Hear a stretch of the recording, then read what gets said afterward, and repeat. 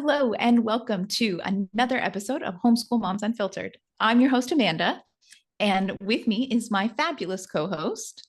Hello, I'm Megan. So, we are your messy, imperfect homeschool mom friends here to keep it real. If you're looking for a genuine homeschool community that values inclusivity, you've found your people. Absolutely. So we are glad you're joining us for book club. If you read along, that's awesome. We hope you'll share your thoughts in the comments with us. Either leave a comment on the podcast or somewhere else, really pretty much anywhere. Send us a message. We just love getting feedback and love and mail and whatever, all of it. It's all good. If you're just listening along with us, equally as awesome. We don't judge. If you never read the book, we don't care. Just come and hang out.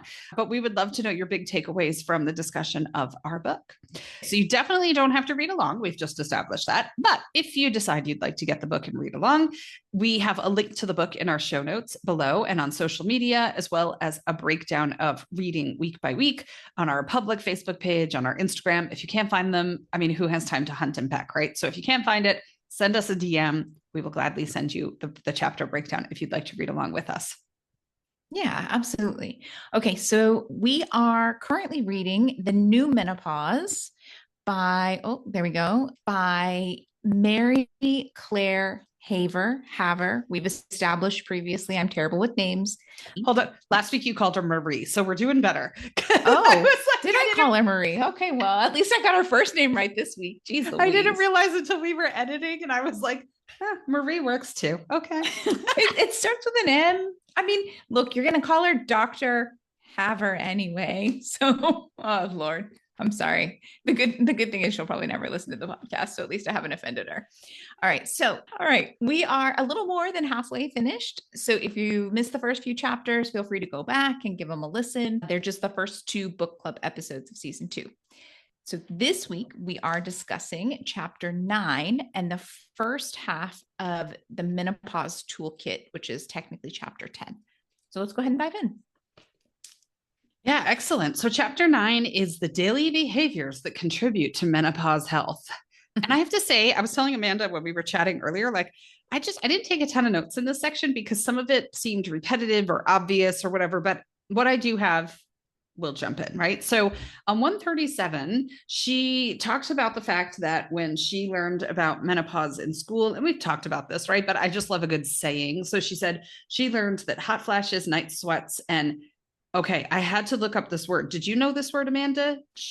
No. Genitourinary syndrome, which we'll get to in a second. And basically that and osteoporosis were it. And I just like the fact that she said, talk about making a molehill out of a mountain. And I'm like a sucker for a good saying. But also she talks about this. I'm looking at my screen very carefully. Genitourinary syndrome of menopause, GSM. And I Googled it and it says various menopausal symptoms and signs, including not only genital symptoms, dryness, burning, and irritation, and sexual symptoms, lack of lubrication, discomfort, or pain, and impaired function, but also urinary symptoms, urgency, dysuria, and recurrent urinary tract infections. And I feel like this is the first we're hearing of this term on page 137. And she just like throws it in there. That's a lot of shit to be wrapped up in one term, to just like gloss over it and not really tell us what it means. So in any event, that's what it means. I learned something new today.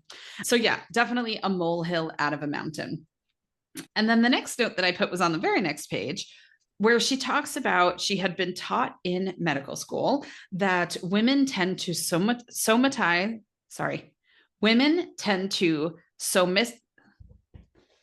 going to get there. Somaticize. Oh my gosh. Somaticize. How's that? I have no idea. No idea how you pronounce that word. Okay. We're going to go with, okay. Women tend to somaticize or convert their psychological symptoms into physical ones. Okay, so that's really sexist and ugly in a lot of ways. And I totally get that. But at the same time, I am also a person who is 100% known for doing that, right? And so I had trouble, and I talked about this last week with like the quiz and stuff and I have a few things in this section that we're going to read today too, where it talks about these symptoms. And I'm like, right, but is that menopause or is that stress and anxiety? Because for me, those are very much linked. And I can give you the perfect example. Like I had a stressful period a couple of weeks ago, and I was stressed about something, and I must have been grinding my teeth at night or clenching my jaw overnight, maybe during the day too, but I was trying to be very aware of it during the day because I knew I was stressed, which caused tooth pain. So then I became convinced that a tooth that I had a root canal on like a year ago had gone bad. And it was starting to spread up into my sinus cavity and down into my neck, which was then causing muscular pain. And then I got a headache. And very, very quickly, I went from stressed and jaw clenching to brain tumor in my head. Like I 100% had a brain tumor, right? And so as much as this is sexist and gross from that perspective, I also very much identify and resemble that comment. So sometimes I have trouble kind of sussing out symptoms that we're reading about in the book, because I'm like, yeah, but I also get that from stress. Yeah, but I also get that from stress because I am red terror alert level Meagan, and that's just what I do, right? Worst case scenario, like all the time. I can tell you, give me any scenario, I will tell you the absolute worst possible thing that could come from that. And so yeah, I get it. I get why people say that. There must be a lot of people like me out there that cause that generalization to occur. Yeah. I find it so interesting because I had the opposite situation, right? Where in my mid 20s, when I very first got sick, and I was seeing all of these specialists, and I'm like 9 specialists in a year or something. And they're all like, there's something wrong, but I don't know what it is. And finally, like I'm in my 3rd hospital system. I've had all these tests. They can't figure out what's wrong with me. And the doctor is like, I think it's time you go see this special shrink who literally specializes in figuring out if it's all in people's heads or if there's something actually wrong with them. And so, I mean, he ended up being the best person he was great. He was very good for people who had really complicated things. And he absolutely went to bat for me and was like, she is actually really sick and you need to figure out what it is, like, because it's really serious and it's getting bad very quickly and you're just not finding it. But that was his whole job. He did it for the university. He did it for like NIH. That was what he did, was figure out if people were actually sick. And I was like, oh, I mean, I'm glad that there's someone out there who does that, but it also kind of blows my mind that his entire practice was built around primarily figuring out if women were actually sick, like they were telling the doctors they were. That's bananas. Yeah. Right. Yeah. Mm-hmm. Okay. So I had the next comment. I like this one. Okay. So it's on page 139. The quote says, "One point that became clear after reviewing hundreds of studies is that there are universal truths about how we create good health after menopause. The first truth, good menopausal health is not an accident. And the second, it is never, ever going to be achieved as the result of a single pill or supplement or treatment. It is instead the result of adopting a collection of daily behaviors and habits that many of us may have previously neglected or that we just got away with being inconsistent about in our younger years." I'm like, seriously, F this noise. I'm like, okay, now I am going to say, in fairness, I feel this way about a lot of this chapter. There's just, yeah. Okay, so she goes on to say that the only things you need to do are an anti-inflammatory diet, making sure you're getting cardio, endurance, strength training, resistance training multiple times a week, use evidence-based pharmacology, strategic supplementation, reduce your stress, optimize your sleep, and be sure to be engaged in your community. Like, oh, is that all I need to do to make sure I can go through this major change in my life in a healthy way? Sure, no problem. I'll get right on that. Let me just pencil those things in. I'll quit my job. I'll quit all of my other hobbies and I'll take care of these things. Like, really? There was a section later where she was rattling off, I think it was about stress reduction or something, like tips and whatever. And it started with something about exercise and it said 150 minutes or whatever. And I go, if this woman tells me that I need to exercise 150 minutes a day, I'm done. Like, I'm closing this book. Right? I'm like, sometimes I struggle to find time to wash my hair. You know? I'm like, She is, right? But then it was per week. And I was like, you have been saved. You have redeemed yourself, because if you told me per day, I was like, you are insane, woman. So yeah, it's a lot. Yeah. Well, I mean, that's it. Like a few pages later, it is. So page 143, stress reduction. And I'm just like, okay, seriously. So for stress reduction, make sure you focus on your diet, improve your sleep hygiene, exercise often, get in that self-care. Oh, and don't forget to relax. Like, yeah, okay, I'll get right on that. Like, because like how, which do you want me to do? Do you want me to relax, or do you want me to make sure I do all of these other things? Because they can't both happen at the same time. Right. I don't, for me, it's like someone saying, don't think about the pink elephant. And then all you can think about is the pink elephant. Like, yeah, it's not working. And I would like to say, as somebody who lives their life wound tighter than a spring, I've tried all those things. So it's really interesting. I have never judged someone else who chooses mental health medications for their mental health needs, right? But for whatever reason, when it came to myself, that was quitting and giving up. So when other people did it, I was like, good for them. Like, that's awesome. I'm glad it's helping them. Right. But then for myself, it was like, no, I've got this. I can figure this out. I'm going to crack this nut. Right. I've got this. Yeah. I don't got this. Okay.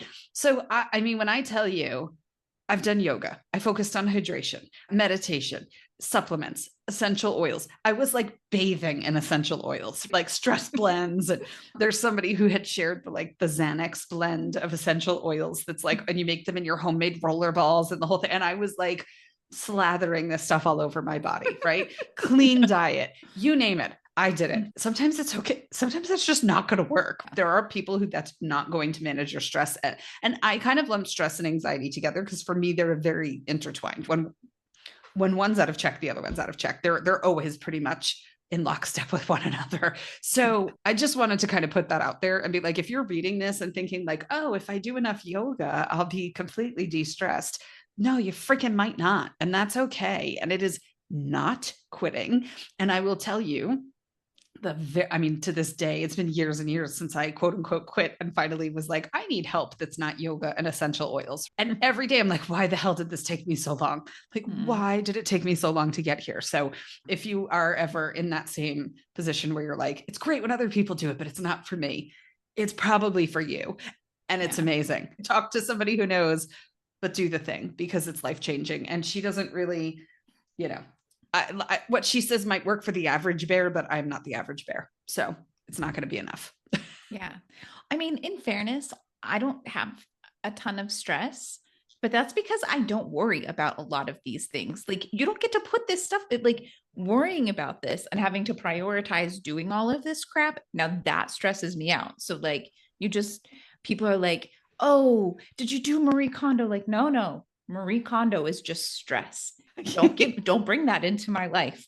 I don't need that amount of stress to make me unstressed. Like, no, thank you. There's one more thing that I'm not going to live up to. And then I'm going to feel guilty about not doing it. And I'm going to feel bad about falling behind.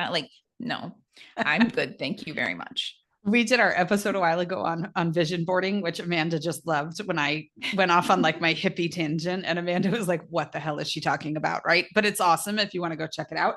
But I literally had like stress mantras about reducing stress on my vision board was like slathered in them. And, nothing, relax, nothing is under your control. To what your point is, like, you can't put that on me. And logically, I'm like, yeah, it's not under my control. And so the effort of putting all that stress in and the physical toll that it's taking on my body isn't helping at all because it still doesn't control the outcome. But it also, even that logic does not also let me let go of it. Right. So it's funny because when you just said that, I'm like, oh, you're like my husband. Like it was so funny because I was talking to one of my kids when I had the brain tumor headache and I'm not making light of brain tumor. My husband's a cancer survivor. Like, I get it. But I was like, literally, like, I have a brain tumor. And so I called my husband and I go, I have this pain and I think it might be a tooth, but then it's radiating and now I have a headache and I'm convinced it's a brain tumor. And my husband literally can just go, you don't have a brain tumor. And I'm like, oh, thank you. Like, that's all it takes sometimes, but only from him. If anybody else tried to do it, it wouldn't work.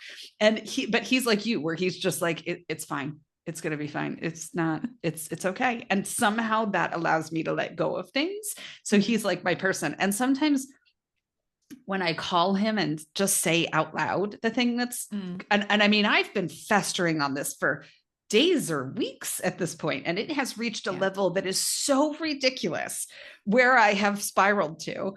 And when I say it out loud to him, he'll be like the look, he doesn't even have to say anything. The look on his face is so like, I cannot believe that I am married to you and that we're having this conversation and that you're this freaking crazy. Like, but, and then at the end, he's just like, none of that's happening. Right. And I'm like, I know, but I needed you to tell me that. Like, somehow it works, but only from him. Anybody else. And I'm like, you're just placating me. We're all dying. It's happening. It's fun. It's fun being married to me. I'm sure he somehow does it. Well, the first step is realizing that you need help beyond yoga. And you did that. So good for you. In multiple ways. Yeah. There you go. All right. So back to good old the new menopause book by Mary or Marie or whatever I'm calling her this week. On page 144, she talks about sleep optimization. She's talked about it a few other times. I do like the fact that she very clearly points out a few things, like the fact that the temperature in your room should be between 60 and 67 degrees. I think especially for a lot of Americans, that seems really cold. And the idea that you would have your room that cold for like good sleep hygiene is a bit foreign. So I think that's a useful thing to actually put out there. I know I personally do this, but I have to run the AC to be able to have my room be that cold and to be able to have a quiet, disturbance-free room, because we live in the city. I can't be opening my condo window and expect it to be quiet. Thank goodness we have really good soundproofing. So with the noise machine and the AC running, like we have this great environment. But I also realize that that's an absolute privilege that not everyone has for a wide variety of reasons. So I think that's kind of like good points, but also not necessarily realistic for everyone. I'll be talking to you about that in the summer, because it's very common in Portugal for homes not to have heating or cooling, which ours does not. So in the winter, everybody rolls out their little space heaters. And then in the summer, you open your windows and run fans. So in the summer, I'll be like with my noise canceling headphones and whatever else, because I don't live in the land of air conditioning anymore, but it's all good. When I was pregnant in Belgium in the summer, we absolutely got one of those little fake air conditioners that you put ice cubes in and it blows cold air on you for like 6 to 8 hours overnight. What fun is that? Yes, it's a thing. It's a thing in Europe. So you'll get to probably experience that. Our landlord, who's just the sweetest. So our apartment is 2 floors, which sounds super fancy. It's not. The second floor is an attic and you can only stand up in the middle of the room. And one of my kids is 6 feet tall. So like, we really had to have a conversation of like, is that going to be okay for you? And he was like, yeah, I mean, we're just going to sleep and, sit at the table and whatever. Like, I'm not going to be like wandering around up there, because that's his and my other son's room. But we liked this apartment for that reason, because that attic space was finished. And so it just has 2 small windows up there that are skylight windows that open up. And so you're not going to get a ton of breeze because they're up, they're not sideways. Mm-hmm. And so we had all these conversations and I was like, we can get fans and we can do whatever we can to make it comfortable, but are you guys going to be okay with that? And then right before we moved in, the landlord messaged me and was like, we've decided to put an air conditioning unit up there. And I was like, oh my goodness, I have no idea what it's going to cost me to run it, but I'm excited about it. But so at least upstairs, hey, if it gets too hot, we'll all just drag ourselves upstairs and sleep in the loft. Yep. Aero beds for everyone. Exactly. The boys will love that. It'll be like, great, everybody's here. Yep. Including my mom, who pees 10 times a night. Like up, down, up, down, up, down. Welcome to perimenopause, boys. Exactly. I just talk about how big their heads and shoulders were all the time and blame them for it. It's good. My daughter too. I'll be like, your shoulders were the biggest out of everybody. She's like, how is this my fault? Oh man. Okay. So my next comment was on page 145. And she's just talking about the community engagement piece that we kind of mentioned earlier, saying that it's really important at this point to not feel alone. And that's one of those, it's a good point, right? Like we're all going to go through perimenopause, but no one's on the same timeline. So, and everyone has different symptoms and experiences. And So the people in your immediate circle, they might not be there with you, but you can use online communities to make sure that you find people who understand and are that sympathetic ear. Obviously, like we are pro online community. We have close to 1,000 people in our private online community. Like we're pro online community. But if you're looking for something that's specific to perimenopause, menopause, she lists off some to look into. She has one called Pause Life Community, but then she also says there's Hey Perry, and it's PERRY, but I suppose it stands for perimenopause, even though it's spelled like a male name. There's Stripes, there's The Swell, and then Palopause. Awful name is that? I know. I'm like these names are. I mean, you have. I suppose you have to have a sense of humor. Yeah, right? Like The Swell. The Swell. Welcome to hell.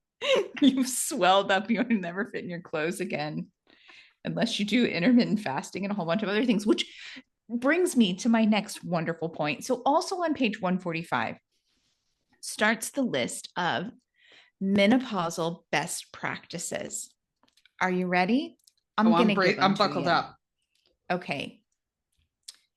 Consider intermittent fasting. Utilize a nutrition tracking mechanism. Consume 80 plus grams of protein a day. Consume less than 25 grams of added sugar a day. Consume more than 25 grams of fiber a day. Stretch every day. Balance training every day. Resistance training. Cardiovascular training. Consider hormone therapy. Consider other pharmacological things as needed. Supplement fiber to surpass 25 grams a day. Supplement omega-3 fatty acids to equal 2 grams a day. Supplement vitamin D, 4,000 IU per day with vitamin K. Supplement specific collagen peptides for bone strength and skin collagen. Consider turmeric. Consider vitamin E. View sunlight, touch grass, use additional strategies like yoga, meditation, journaling, exercise, setting boundaries, walking along the beach, or hiking in nature. Limit alcohol intake, wear a sleep tracking device, incorporate good sleep hygiene habits. There you go. It's so simple. No, why are people struggling with menopause when it's so easy to work around? Yeah, I mean, no problem. There you go. Oh my gosh, that's great. I'm dying laughing. I mean, yeah, I'll get right on that. I'm like, I'm over here trying to get used to drinking soda that doesn't have high fructose corn syrup in it in Europe. And I'm like, oh, she'd be so proud of me. I'm like, this really doesn't taste very good. So there were two things in that list that I did want to pull out and highlight. So the protein thing, it's not exactly 80 grams. Technically, you're supposed to have at least 1.3 to 1.6 grams of protein per kilogram of ideal body weight per day. Okay, so take your weight. If you're an American, you're going to have to divide that by 2.2 or just do, the whole Google, I weighed this much. What is it in kilograms? And it'll tell you. And then you multiply that by 1.3 or 4 or 5 or 1.6. I'm going to tell you that roughly that means you need 80 to 90 grams of protein a day. You did the math for us. I like it. I don't know. I mean, I looked up, right? I was like, what do you have to do to actually get that much protein every day? I'm not doing it. Walking around eating tuna fish right out of a can or something. I mean, like, it was like, I just looked at the meals and I was like, oh my gosh, I would feel so like just heavy. I'm like, if I tried to consume all of that and that much of everything, like I would feel so like, well, I wonder too, like, Americans are like meat with every meal, protein with every meal, right? And there are other countries that are like that too, but it's not the majority. Then you go, I was watching this thing about breakfasts in the Netherlands, right? Which is like bread with butter and sprinkles, which is so horrifying to me. Like, I'm so sorry if you're in the Netherlands, sprinkles. Like, I can't. And, and so I'm like, how on earth would anybody in those countries, I mean, it's so not common to eat that much protein in those countries. Like, how on earth would anybody achieve that? Is that to say that they're all doomed to suffer through endless menopause? Like that, it feels like it's skewed towards the American way of life to say like that much protein, or not necessarily just American, but countries that consume high protein already. Because it's even higher. I mean, it is. It is very high. I don't know, because if you go like looking, right, it's a lot of like, you can have yogurt and, like there's a lot. And so, like in Asian countries, you're drinking a lot more yogurt with each meal to help with that kind of stuff. But there's not that much protein in yogurt. It's not like eating like chicken or fish or something. Yeah, I don't know. I mean, it does talk a lot about plant-based options, but I mean, that was the thing for me. I'm like, by the time you eat enough of that, like apparently I don't eat enough in general, because I'm just like, I can't, like tonight I had a bowl of soup that had 15 grams of protein in it from plant-based sources, quinoa, lentils and whatever. And it was very tasty, but it was also very filling. I'm like, I don't know how I'm supposed to get another 20 grams of protein in here. Like, I'm full. So just start pounding hard-boiled eggs all day long. That would be lovely. Oh, yeah. You know how much I like eggs? I don't like eggs. Oh, I don't like eggs either. I find them so vile. Yeah. My preferred way to eat eggs is with ketchup and hot sauce. As long I like as them in like a cake. Sauce. In a cake works for me. Like, yeah. Or like they are. I'll even go pancake. Okay. Like if we're going breakfast foods, like I'll go pancake. But yeah, who was the first person that was like, this just fell out of a chicken's ass? I wonder what we could do with this. I bet you we could prepare this 750 different ways.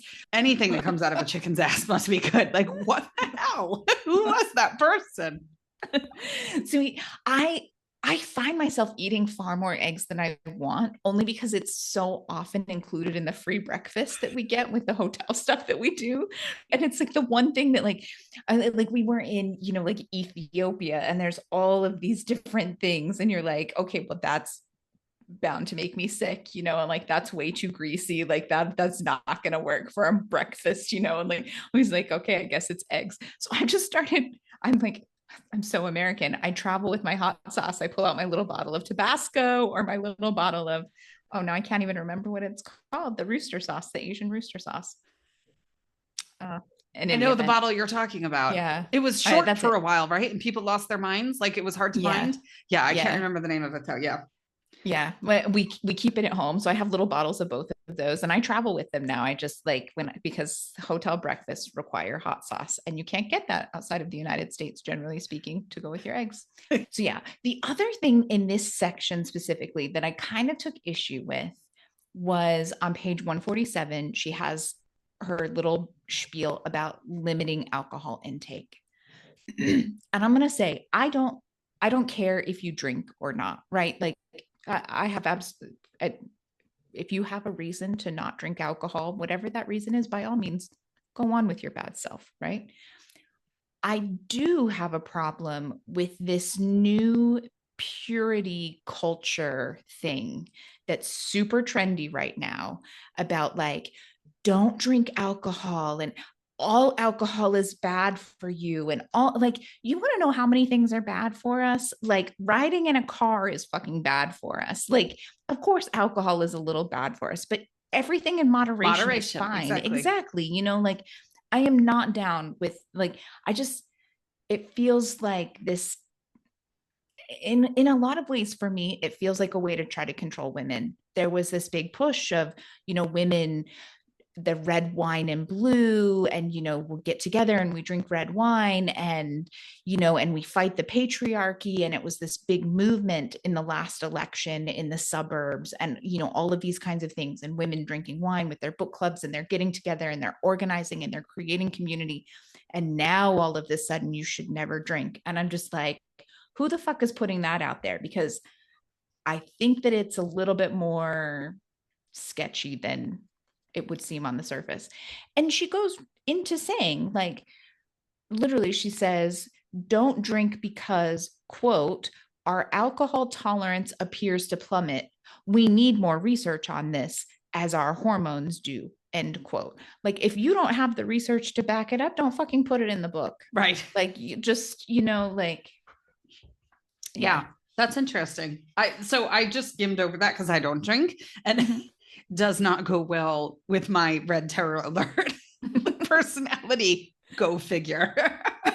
So I didn't think of, and so I didn't even know that red wine and blue was a thing. Nobody invited me to any of those things, but that's so interesting. I didn't know that.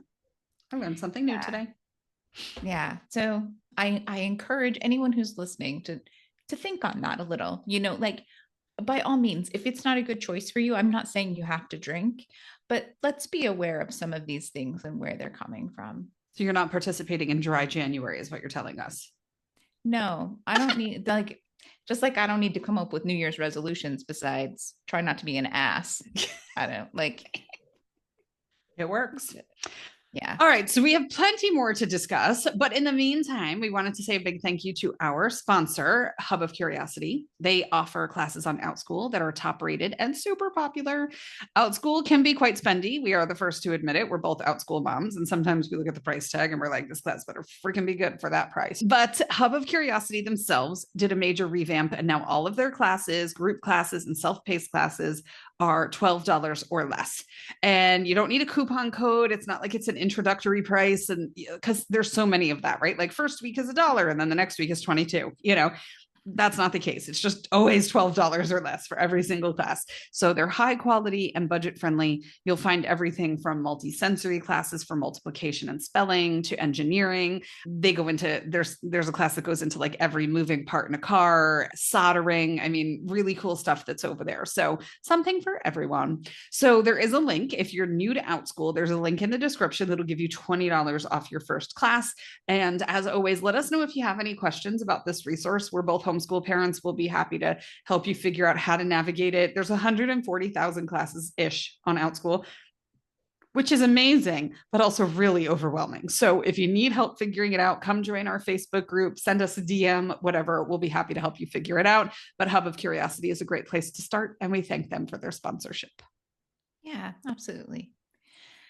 All right. So that brings us to chapter 10, which is like half of the book. It's a ginormous chapter. So we broke it up into two sections. We're going to do half of it today and then half of it next week with like the appendices or whatever. So the chapter 10 is called The Menopause Toolkit, a symptom-based resource section. And section it is. Okay, so my first comment was just right at the very beginning. She has this quote. She says, "For far too long, non-classic symptoms of menopause have been dismissed by the medical community as solely a result of aging, and this dismissal has resulted in a failure to treat, validate, or evaluate patients needlessly suffering from menopausal symptoms." And I think that that's really like the entire book in a nutshell, right? So this chapter it's a lot of repeat. It's a list, a huge list of non-classic symptoms. And I think that's the real value of this chapter and possibly this book, right? Sure, the suggestions under each one could also be helpful, maybe sometimes. I'm a little on the fence about that. But a long ass list of symptoms that are actually perimenopause and menopause related, it's just so needed. Like, I don't know who else is listening to this and is like, oh, I went on Google and tried to like say, is this a symptom of perimenopause? And Google was like, crickets, right? Could be, couldn't be, might not, maybe. Like, gee, that was helpful. Yeah, and for me, I'm like, peer-reviewed research on shortened periods for perimenopause. I'm like, oh, enjoy all of these no results found. Like, cool, good. That's very helpful.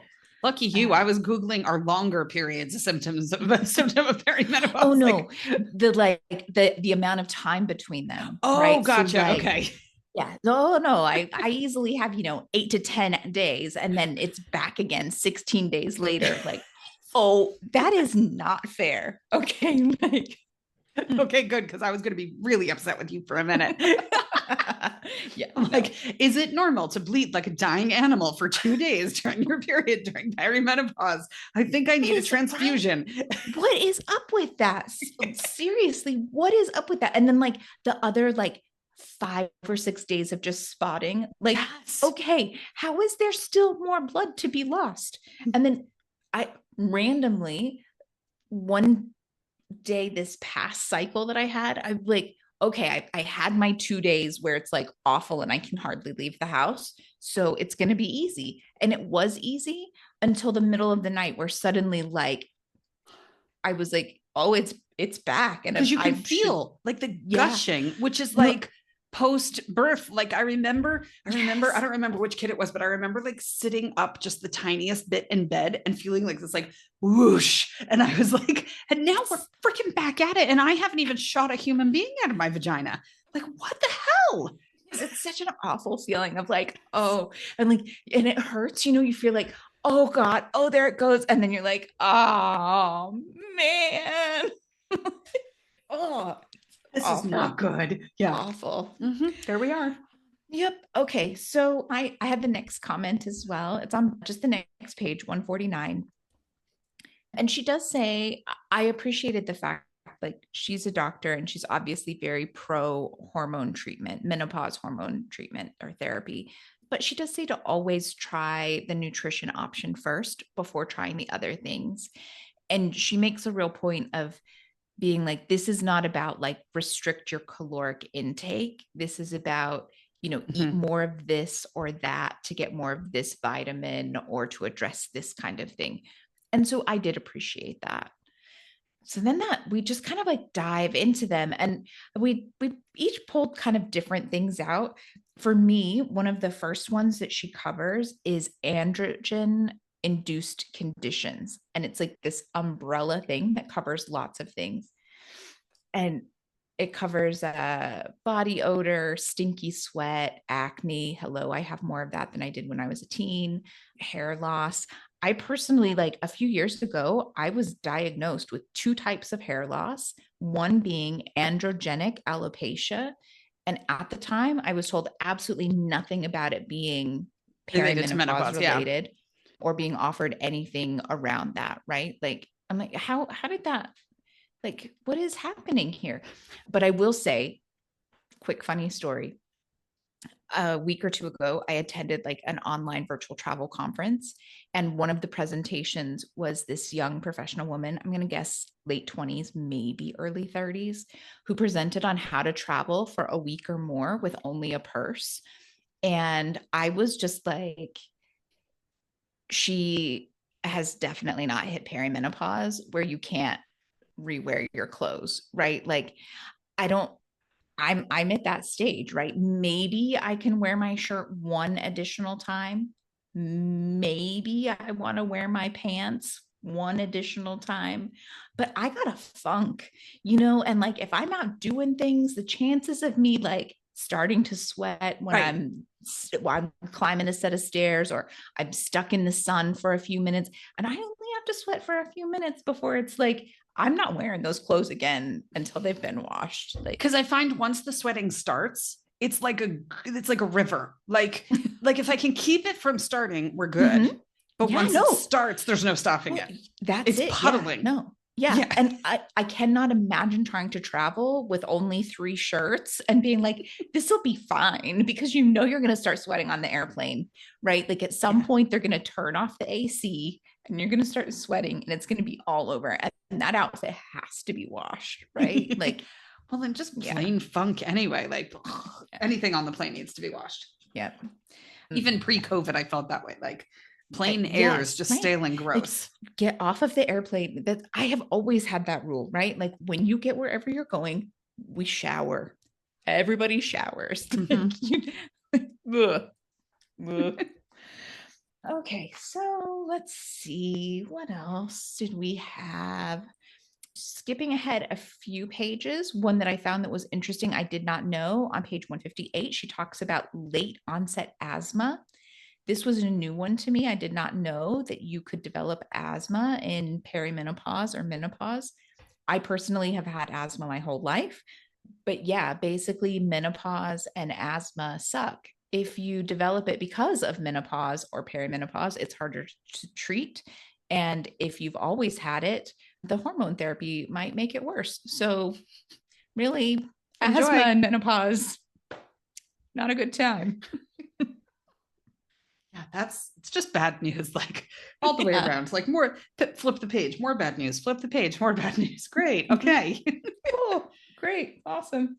On 165, I wanted to put out a call for suggestions. She brings up intermittent fasting in this book more than I would have predicted a medical doctor would. Although, granted, she seems to be a bit of like an outlier in the medical community, given that she's looking at this kind of holistic approach, like a whole person approach, and actually studying menopause. And, all of these things are not mainstream medical community anyway. But she brings up intermittent fasting and seems to be kind of pro intermittent fasting. And I've heard of it. Obviously, we have a friend who does it, and I've never paid any attention to it because I was like, oh, this is Atkins paleo. What's the other one where the people pull the cheese off and eat just the cheese and the pepperoni? Keto, right? It's like, oh my gosh. So it's like, there's so many fads out there.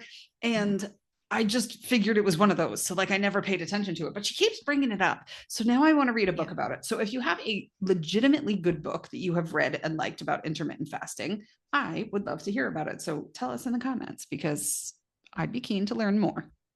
Yeah. Can't say I'm going to do it, but I'd be keen to learn more. Yeah. So she's the author of the Galveston Diet, which I had seen that book. I'd heard of that book. I wonder if that is about intermittent fasting or if it's just a different type of something. I don't know. I also have the next point, so I'm going to Google it while you do that. Okay. Sorry, go ahead. What were you going to say? I have a friend who has had great success with intermittent fasting. In the book, she specifically recommends the 16-8, which means you don't eat for 16 hours and then you do eat for 8 hours. Like I could not do that. I could do 14-10. It's also extra challenging for me because I take a lot of medication that I take medication 4 different times throughout the day and I have to eat with it all the time. So I have to eat a half an hour before I wake up and take my medication. And then I have another one that I have to eat and take my medication right before I go to bed, which are both quite challenging for healthy habits. So yeah, I do have to be functioning for more than 8 hours of the day. Yes. So the Galveston Diet is intermittent fasting. Okay. So there's your book. Well, maybe one, because she's definitely got a horse in that race or whatever the saying is. Yeah, exactly. So it'd be interesting to see if there's any others or like really good, like resourced, well-sourced articles on it. Cause I don't know that much about it. Okay. So the next thing was on I have the next one on 167. It's about brain fog. So there's a couple quotes that I pulled out. She says, quote, brain fog is most likely to begin happening during perimenopause when your estrogen levels start to fluctuate. You have estrogen receptors in the hippocampus and prefrontal cortex, which are areas of the brain responsible for memory and other cognitive functions. When estrogen levels decline, those receptors may not be triggered to perform activities essential to recall, concentration, and focus, leaving you feeling about as sharp as a cotton ball. I was like, wow, that seems a little harsh, but yeah. One of those things, right? It's nice when sometimes they like actually explain exactly what's happening or why like suddenly you can't remember anything. I couldn't remember sriracha sauce earlier in the episode. Oh, that's what I put on my eggs. So yeah, there you go. And then just in the next paragraph down, she says, quote, often menopausal brain fog creates feelings of concern because people fear it may be a sign of dementia, but dementia is rare before the age of 64. So cognitive challenges that happen in your 40s and 50s are more likely to be a result of declining hormone levels. And she also then makes a note that most of the time it reverses once you become postmenopausal. So I was like, oh, well, that's nice. Something to look forward to. Yeah, right? exactly. Finally, some good news. Yeah, finally. Not surprisingly, her strategies for managing brain fog are very similar to the list of strategies that Amanda has already talked about, maybe are a lot, right? So monitoring your blood pressure, cholesterol levels, and blood sugar, and treating any high levels that are detected, avoiding smoking and excessive drinking. This was the 150 minutes, right? Getting 150 minutes of moderate to intensity. Oh, getting at least 150 minutes of moderate intensity aerobic activity each week, managing weight gain, staying socially connected, getting cognitive exercise, reading, learning something new. Oh, look at that. You're here learning something new today with us and helping your perimenopause symptoms and your brain fog. Congratulations. Right. But yeah, Well it's like, done, you. it's hard to do any of those things when you have brain fog. But yeah, I get it. Yeah. I did like, though, that she highlighted the building community, like staying socially active and Mhm. connected, and the like learning something new, reading, like crossword puzzles, all those kinds of things. I think a lot of people don't realize how beneficial those things are when you're trying to protect against dementia and things like that. And so it makes Mhm. sense that it would also apply to brain fog. Mhm. All right, let's see what else. Oh, she did say on page 170, if you want to delve more deeply into the neuroscience aspects of menopause, she recommends a book called The Menopause Brain by Dr. Lisa Mosconi, I'm guessing. Mosconi. So if that's something, if you're listening, you're like, oh, I would like to learn more about that. There you go. There's a resource for you. Something to add to our to be read list. Always good. No, let's not. Okay, 171. Okay, I had an aha moment on 171. But again, this is my game. Is it perimenopause or is it stress and anxiety? So I started having breast pain, which she talks about here, cyclical breast pain, when we lived in North Carolina. So that would have been like 5 years ago, 5 to 6 years ago. So I would have been in my late 30s. I'll be 44 in like, 2 months from today. It's 2 months till my birthday. Okay. So I would have been 38, 39. But I also shared in a previous episode that my mom was said and done with menopause by 37. So here I am. I attributed that to stress and anxiety. But I'm like, was it a perimenopause symptom? Like, I don't know. And that's just like a game show of my life. Is it perimenopause or is it anxiety? Right.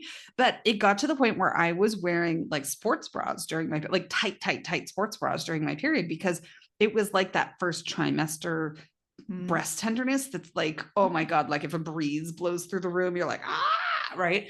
And so I was like really surprised that that was a perimenopause symptom. I was like, oh, maybe that was a thing. I don't know. Yeah. Well, see, and I didn't realize that that wasn't something everyone dealt with, because I have for years and years, I can tell you when I ovulated because my breasts hurt the next day. I'm like, oh, ovulated. There it goes. My nipples are killing me. If you're trying to get pregnant, it's a little bra. too little too late. You're like, could you tell me the day before? Like, that's it. I mean, you always knew when you didn't have to worry about doing the deed anymore, because like, oh, if you touch my breast, I will punch you. So we don't have to have sex anymore. We're good for this month. Yeah. Mm-hmm. So yeah, it was one of those things. I was reading it. She's like, oh, this happens to some people. I'm like, you mean not everyone knows exactly where they are in their cycle based on how sore their breasts are? How interesting. Wasn't that in Mean Girls where the one was like, she can always tell when it rains because her breasts hurt or something? It was like, she's like, what's the weather for tomorrow? Yeah, I seem to recall that as well. Yep, there you go. So the next one on page 174, she talks about burning sensation in the mouth and on the tongue. I had no idea this was an actual thing. It's literally called burning mouth syndrome, BMS. So not a thing that I have, but if you're listening and this is something that you're like, oh my God, that's totally me. I didn't know it was a real thing. It is a thing. There are easy things you can try. You should totally check it out. There you go. There's some really odd diseases out there. When I was pregnant with my first kid, I had to have a whole bunch of blood work done. And one of the things I got tested for, I think it was called like maple syrup syndrome or something like that. And I was like, you are clearly making this up. Right. But they weren't. It was a whole thing. It was like when it comes to like Judaism and pregnancy, you always hear about Tay-Sachs. That's like the one thing you're like, oh yeah, everybody gets tested for Tay-Sachs, like blah, blah, blah. Oh no, there's like 44 known genetic markers that Jewish women are tested for all the maple syrup syndrome was one of them. And so then when I got pregnant again, I was like, thank God I don't have to do like a needle phobe. So I was like, oh, thank God I don't have to get all that blood work done again because we've already established. But they were like, oh no, you have to do it with every kid. I'm like, my genetics have changed since the last kid. Like I still don't understand why I had to keep redoing it, but I do not have maple syrup syndrome in case anyone's wondering. I forget if that was the actual something about maple syrup. I just remember being like, I'm pretty sure you just made that up. You just want to charge my insurance company more money. They're like, what else can we do? This one seems to hate needles. Let's come up with reasons to stab her. Perfect. Wonderful. So the last kind of big section in this part that we read for today talks about fatigue. So she's got a whole lot of pages about fatigue and talking about how important it is to exercise. And I know you have some comments, some notes about this section as well. The one thing that I do want to say is at the very end of it, she kind of throws in, oh yeah, and there's chronic fatigue syndrome or ME, depending on where you live and where you're listening to us from. And she's like, it's complicated and disabling, and menopausal fatigue and chronic fatigue overlap a lot. Okay. I have a lot to say, and I'm going to try to keep it real short. Please make sure that your fatigue isn't chronic fatigue syndrome. If you have chronic fatigue syndrome, pushing yourself with exercise can actually be really, really bad for your body. It can cause these massive crashes and significant worsening of symptoms. So, yeah, like not all fatigue is the same. I have personally had chronic fatigue for a very long time. And this is one of those things that I really struggle with. And I have to be very careful with pacing. And there's all of this language around that. And we won't go into that. But if I were to try to do any of the things that she's suggesting in the fatigue section, at the very least, be stuck in bed indefinitely and very likely end up in the hospital, right? So like just be aware, not all fatigue is the same. And this is definitely one of those like, make sure. And chronic fatigue, unfortunately, is much more common in menopausal women as they age, more women than men, all of that good stuff. So one of those, make sure you know what you're dealing with. Mm-hmm. Good advice. I liked that she shared statistics about fatigue here. So she says 19.7% of premenopausal women report symptoms of physical and mental exhaustion. 19.7% before this whole shit show begins. Once you get to perimenopause, it goes from 19.7% to 46.5%, which is bananas, right? And then in postmenopause, an alarming 85.3% of women experience fatigue. So this is not one of those like, don't worry, it gets better after menopause. No, it like at that point, only less than 15% of women aren't tired at that point. So I'll just be like a professional napper by the time I get to that age. So after 3:00, I'll mess up my healthy sleep schedule, right? That's not sleep optimization.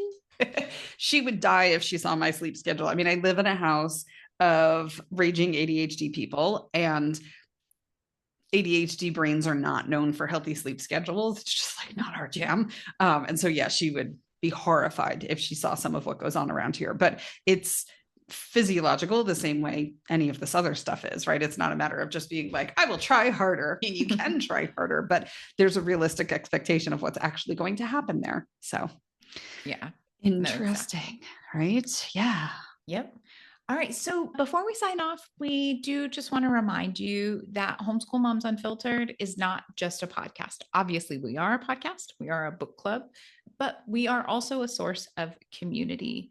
We are going to need community. We're going to need to be able to lean on our supportive, like-minded, progressive, inclusive fellow homeschoolers so much more than we have in the last few years, in the coming years.